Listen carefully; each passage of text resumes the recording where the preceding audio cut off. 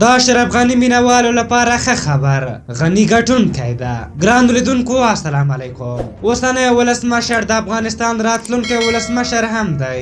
باوري لیستونه او اپډیټ معلومات چې کوم ترلاسه شوي ښیي چې د افغانستان برحاله ولسمشر محمد اشرف غني به د افغانستان راتلونکی ولسمشر هم وي.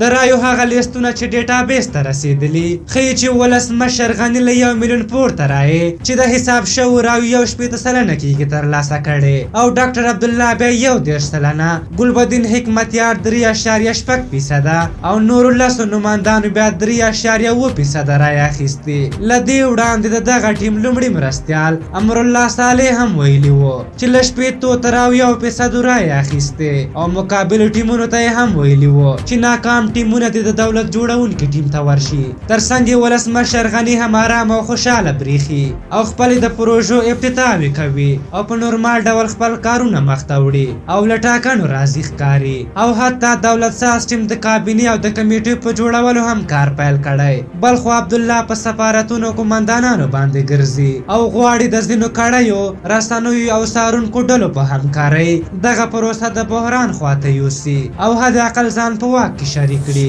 خو لا له وړاندې امرالله صالح ورته ویلي چې نه د چا شپږمه ګوته جوړیږي او نه شپږمه ګوته پرېږدي، یعنی مطلب د واک د ویش خوبونه دې څوک نه ګوري. له دې وړاندې عطا محمد نور هم عبدالله ته ویلي وو چې د 4م ځل لپاره د راتلونکو ټاکنو کې خپل بخت وازمایي. په هر حال یو ډول خلک نور هم شته چې هغه پخوانی ولسمشر او ځینې منځوي شوي سیاسون دي او دغه راز د طالبان نومرک چیپ لاوی او نورې ډلې ټپلې دي چې هم دې ته په تمه دي چې ټاکنې نتیجه ورنه کړي، بحران جوړ او دوی پکې موقت حکومت ترلاسه کړي. خو د خوشبختۍ خبره ده چې د غني غوندې حاکم موجود ده چې د سولې په نوم د پاکستان کودتا ورختمه کړه او د موقت حکومت غوښتونکي خراب او د یو منتخب دولت د جوړېدو لپاره ټاکنې وکړي چې خوشبختانه ګټونکی هم دی ده، او انشاءالله په پوره سیاسي ذهنیت سره به وکولی شي د هر ډول بحران مخه ونیسي. او اوس شرایط هم بدل دي، اوس 2014 کال نه ده